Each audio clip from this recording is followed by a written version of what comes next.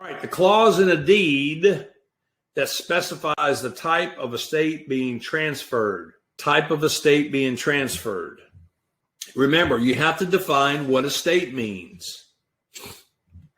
Estate is what we're talking about, is the type, basically, of ownership that one's going to take.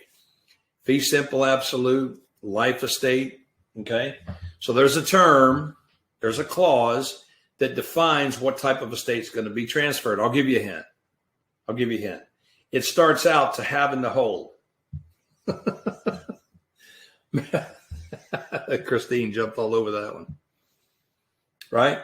So anytime we're talking about a type of estate, we're talking about the have and the hold, fee simple, absolute. Okay? So this falls under the deeds, right? The written instrument. This shows evidence of who has legal title. The grantor is the one that has the authority to transfer. That term's called season. In other words, they have the authority to transfer the property. Again, the grantor's got to be of competent age. The grantor's got to sign the deed over, and there's got to be two witnesses to attest. The grantee, on the other hand, is the one receiving legal title. Doesn't need to be competent, doesn't need to be of legal age, got to be named on the deed, but doesn't necessarily have to sign it to be a legal deed or a valid deed, okay? Now, the parts of the deed we'll talk about. The premises is the name of the parties to the deed and the legal description. Okay, that's all the names on it. Consideration, that's going to be typically the price of the home because we're talking about real estate.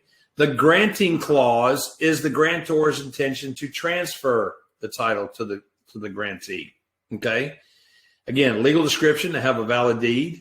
Any type of appurtenances, which is encumbrances, easements, anything that's associated with a servant and a dominant property that's going to be having an easement has to be annotated on the deed.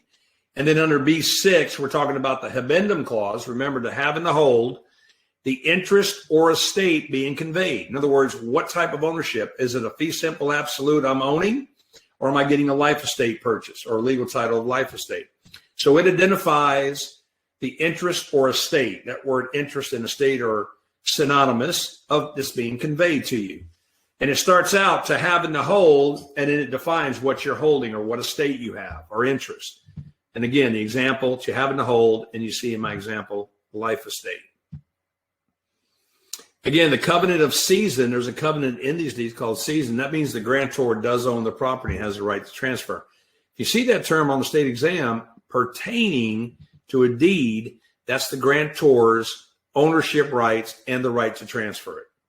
And then acknowledgement in the act of sale is where the property is transferred from the grantor to the grantee. Remember, acknowledgement is defined as the grantor's free act in will by signing the deed over. In other words, no duress. There is no duress.